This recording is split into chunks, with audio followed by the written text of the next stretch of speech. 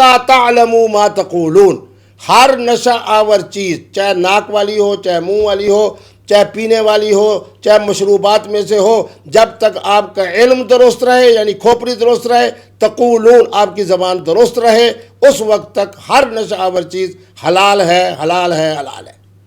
صحیح مسلم کی ایک حدیث ہے جس میں نبی پاک صلی اللہ علیہ وسلم نے فرمایا کہ بھنگ کا قطرہ کسی کے جسم پہ اگر ایک قطرہ گر جائے تو صاف نہیں کرنا، اس حصے کو کاٹ کے پھینک دینا، کیونکہ وہ تا قیامت وہ حصہ نجس رہے گا. اب آپ کہہ رہے ہیں کہ کھوپڑی آپ کی برقرار رہے، اتنی حد تک جائز ہے، ایسا کیسے پاسبل ہے؟ لیکن الکوہل شراب نہیں ہے، شراب نہیں ہے، شراب نہیں ہے.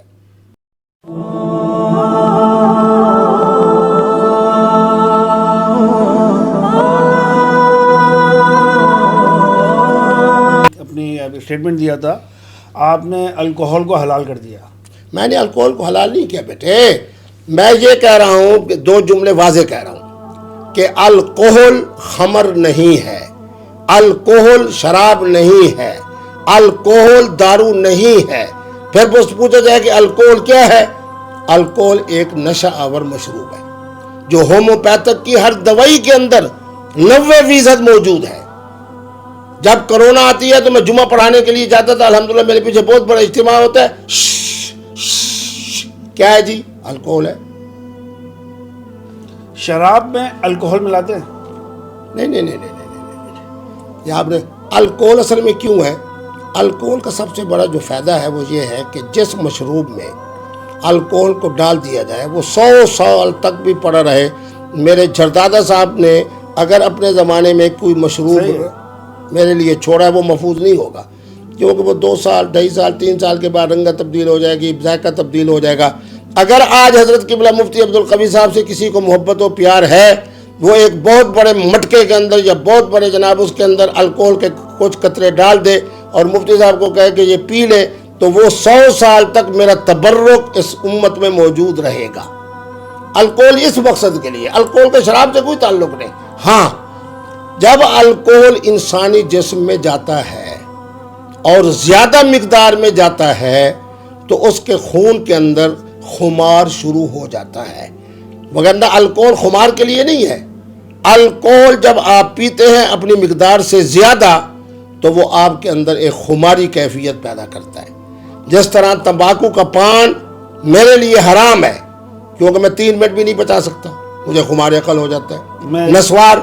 لیکن ہمارے بہت سے علماء ہیں، محدثین ہیں، مجھ سے بڑے صاحب علم ہیں، صاحب تقوی ہے، اور اللہ نے ان کو بڑی عظمتیں دی ہیں. وہ میں دیکھتا تھا کہ ہر نماز پڑھنے کے بعد تشریف لاتے تھے، نسوار رکھتے تھے، جب نماز پڑھنے جاتی ہوتی اتار دیتے تھے، پھر نماز پڑھ کے پھر کھا لیتے تھے. اسی طرح بڑے بڑے علماء ہیں، میں ان کا نام نہیں لیتا، کچھ دنیا سے چلے گئے، مفتی اعظم تھے، شیخ الحدیث تھے، بڑے بڑے حضرات ہیں، صاحبان علم ہیں، مجھے بہت بہتر ہے.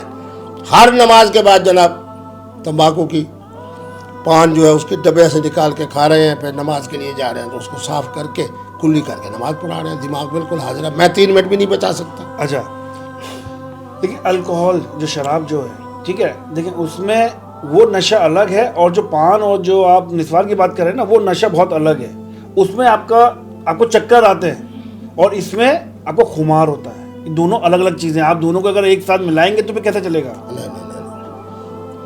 پھر میرے خیال میں نے سمجھا نہیں سکا، یہ آپ سمجھ نہیں سکے. شراب کیا ہے؟ الخمر، جسے قرآن نے کہا انما الخمر والمیسر. خمر ہے مختلف پھلوں کے جوسز کو ایک خاص مقدار تک ہیٹ دے کے، چاہے وہ زمین میں اس کو رکھا جائے یا اس کو آگ پہ رکھا جائے یا جس طریقے پہ اس کے اندر حدت پیدا کی جائے، 66% وہ جوس خشک ہو جائے، باقی 33% بچے. اس جوس کو جسے حدت دے کر 66% جس کے اندر کمی لائی گئی ہے، باقی جو 33% بچا ہے یہ خمر ہے. آپ علماء اسلام سے پوچھ لیں. ٹھیک ہے، میرا یہ جملہ جو ہے یہ آپ میرے بعد یہی کہیں کہ مفتی عبدالقوی صاحب نے خمر کی یہ تعریف کی ہے. الکوہل کیا ہے؟ الکوہل کو بنتے ہوئے میں نے اپنی آنکھوں سے دیکھا ہے. ہماری مری والی فیکٹری سب کو پتہ ہے. گنے میں سے بھی جوس نکال لو. ہماری سرائکی زبان میں کہتے ہیں اس کا نام بقایا، اس کا نام ہوتا ہے پھوک. پھوک کو خاص قسم کی حدت دیتے ہیں جس طرح ہمارے پرانے حکامات ہیں، میرے گھر کے اندر بھی میرے ایک بزرگ تھے حکیم، وہ دوسری طرف سے عرق کے قطرے گرتے ہیں، نہ سمجھ وہ قطرے گرتے ہیں، پھر ان میں سے ان کے ساتھ کیمیکل کو شامل کیا جاتا ہے۔ اب وہ ایک چیز تیار ہو جاتی ہے کہ جس چیز کے اندر یہ قطرے شامل ہو جائیں وہ 100 سال تک اس کا نہ ذائقہ بدلے گا، نہ اس کی بو بدلے گی، نہ اس کی رنگت بدلے گی۔ یہی پانی کی الماء کی تعریف ہے ہمارے ہاں فقہ اور حدیث کی کتابوں میں۔ اب جب لوگوں نے اس کو پینا شروع کیا تو وہ تو پتہ چلا کہ ذرا تھوڑا سا زیادہ پی لیا جائے تو پھر نشہ بھی آ جاتا ہے، خمار عقل بھی ہو جاتا ہے، پھر وہ شراب والی ساری کیفیات پیدا ہو جاتی ہے جو شراب پینے سے ہوتی ہے۔ پھر میں کہہ رہا ہوں شراب حرام ہے، حرام ہے، خمر حرام ہے، حرام ہے، دارو حرام ہے، حرام ہے، ایک قطرہ بھی حرام ہے، زیادہ بھی حرام ہے، لیکن الکوہل شراب نہیں ہے، شراب نہیں ہے، شراب نہیں ہے۔ اچھا، اگر کسی چیز میں الکوہل ملا دی جائے جی وہ سب جائز ہے، الکوہل پینا حلال ہے؟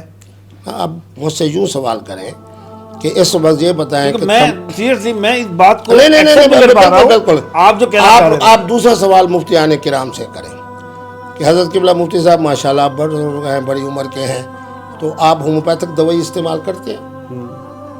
وہ یقیناً فرمائیں گے کہ ہاں۔ آپ فرمایا ذرا اس ڈبی میں پڑھیں، انگریزی آپ کو آتی ہے، الکوہل 90%۔ اب فرمایا حضرت الکوہل کے لیے کیا حکم ہے؟ آپ سوال کرنے والے ذرا حکیم بنے نا، دانا بنے۔ قبلہ مفتی عبدالقوی آپ کو حکمت کی دوائی دے رہا ہے، آپ مکھی میں مکھی مار رہے ہیں کہ جناب الکوہل شراب ہے، شراب ہے۔ یار مکھی میں مکھی نہ مارو، اپنے عقل کو استعمال کرو۔ آپ نے حضرت مفتی صاحب قبلہ سے پوچھنا ہے کہ حضرت ہومیوپیتھک دوائی استعمال کرتے ہیں؟ وہ کہیں گے جی۔ اور میں حضرت ڈبی پہ پڑھو کتنا الکوہل ہے، وہ کہیں گے اتنے فیصد۔ کہو السلام علیکم مفتی عبدالقوی صاحب زندہ باد۔ کچھ سیاڑے بنو نا آپ لوگ۔ صحیح۔ بھنگ وہ حلال ہے؟ حضرت یہ جتنی چیزیں ہیں نا نشہ آور چیزیں، جس زمانے میں ہم ابتدائی عمر میں تھے اس زمانے میں دیکھتے تھے کیا ہے جی، بھنگ ہے، اللہ اکبر۔ پھر جناب اس کے بعد پتہ چلا کہ ایسی بیماری آ گئی ہے جسے افیون کہا جاتا ہے۔ پھر پتہ چلا کہ ایسی بیماری آ گئی ہے جسے چرس کہا جاتا ہے۔ پھر پتہ چلا کہ ایسی بیماری آ گئی ہے جس کے اندر جناب یہ فلان چیز آ گئی، فلان تمباکو آ گیا، جس کے اندر جناب نسوار آ گئی۔ پھر آج کل میں نے بہت ساری اچھی محفلوں میں دیکھا، میں تو ہر اچھی محفل میں جاتا ہوں، الحمدللہ مجھ سے پیار کرنے والے وہ ہوتے ہیں جو اربوں خربوں در خربوں کے مالک ہیں۔ وہ کوئی پتے آ گئے ہیں ان کو جناب ایسے کھینچتے ہیں، ان کو کسی جگہ میں ڈالتے ہیں، وہ بھی آ رہا ہے۔ اچھا پھر جناب یہ کیا ہے جی، یہ کوکیر ہے، یہ کیا ہے جی، یہ آئس ہے۔ یہ تمام چیزیں شراب نہیں ہیں، یہ ہیں نشہ آور اشیاء جو حرام ہے۔ نشہ آور شے اس وقت حرام ہے جب آپ کے خمار عقل کے اندر آپ کو ذہنی طور پہ اس قدر مخمور کر دے کہ حتیٰ، پھر میں قرآن کی آیت پڑھ رہا ہوں، جو علماء سے آپ مسئلہ پوچھا کریں نا، اس کو کہیں مفتی عبدالقوی صاحب تو جانور ہیں، ان سے جو سوال کیا جائے وہ قرآن کی آیت پڑھ دیں، آپ بھی ذرا پڑھ کے سنائیں۔ جب وہ کہیں کہ نسوار حلال ہے تو میں قرآن کی آیت پڑھ کے سناؤں ذرا بھائی۔ تمباکو والا پان حلال ہے، ذرا قرآن کی آیت پڑھ کے سناؤ۔ میں تو آپ کو قرآن کی آیت سنا رہا ہوں، حتیٰ تعلموا ما تقولون۔ ہر نشہ آور چیز، چاہے ناک والی ہو، چاہے منہ والی ہو، چاہے پینے والی ہو، چاہے مشروبات میں سے ہو، جب تک آپ کا علم درست رہے، یعنی کھوپڑی درست رہے، تقولون آپ کی زبان درست رہے، اس وقت تک ہر نشہ آور چیز حلال ہے، حلال ہے، حلال ہے۔ صحیح ہے، یہاں پہ ہم آپ کی بات یہاں تک پہ آپ کی بات روکتے ہیں۔ اس میں ایک چیز ایڈ کرتا ہوں۔ جی صحیح مسلم کی ایک حدیث ہے جس میں نبی پاک صلی اللہ علیہ وسلم نے فرمایا کہ بھنگ کا قطرہ کسی کے جسم پہ اگر ایک قطرہ گر جائے تو صاف نہیں کرنا، اس حصے کو کاٹ کے پھینک دینا، کیونکہ وہ تا قیامت وہ حصہ نجس رہے گا۔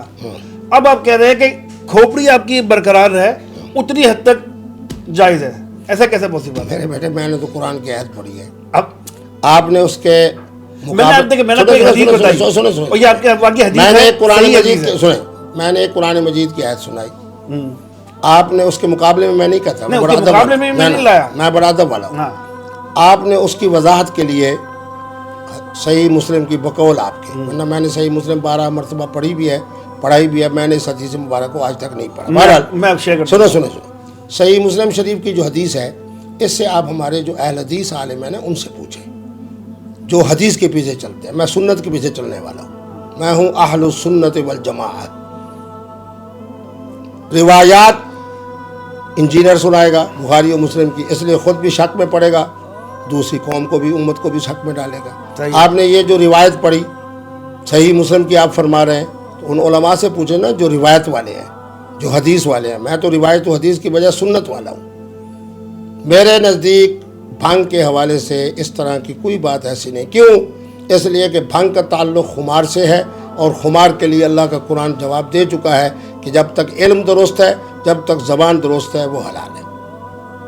ہمارا جو دیکھیں، ہمارا اس چیز پہ کوئی بات ہی نہیں ہے کہ کیا حلال اور کیا حرام، نہیں، جو آپ نے بول دیا ہم نے مانا، آپ مفتی ہیں، آپ نہ ہمارے بڑے ہیں۔ لیکن نہیں، نہ ایک بات کی وضاحت ہو جائے۔ مفتی عبدالقوی صاحب ہوں، مفتی تقی عثمانی صاحب ہوں، مفتی منیب الرحمان صاحب ہوں، ہمارے مصر کے علماء اور سکالرز ہوں، کسی حرام چیز کو حلال کہہ دیں وہ حلال نہیں ہوگی، نہیں ہوگی، نہیں ہوگی۔ کسی چیز کو حرام کہہ دیں وہ حرام نہیں ہوگی، نہیں ہوگی۔ حرام و حلال، آہا آہا، میرے پردادا صاحب کا الہامی جملہ سنا دیتا ہوں۔ آپ فرماتے تھے ہم تو مسئلہ بتانے والے ہیں، ہم مسئلہ بنانے والے نہیں، ہم حرام بتلانے والے ہیں، حرام منسوب کر کے کسی کو کہنے والے نہیں۔ کیوں؟ فرمایا وَيُحِلُّ لَهُمُ الطَّيِّبَاتِ وَيُحَرِّمُ عَلَيْهِمُ الْخَبَائِثَ۔ وہ میرے قبلہ پردادا، اللہ تمہاری قبر پہ کروڑوں رحمت نازل فرمائے، فرماتے تھے حلال و حرام بنانے والے گنبد خضراء میں آرام فرما رہے ہیں، ہم تو حرام بتلانے والے ہیں، بنانے والے نہیں، حلال بتانے والے ہیں، بنانے والے نہیں۔ حلال و حرام بنانے والی شخصیت گنبد خضراء میں آرام فرما رہی ہے۔ بے شک۔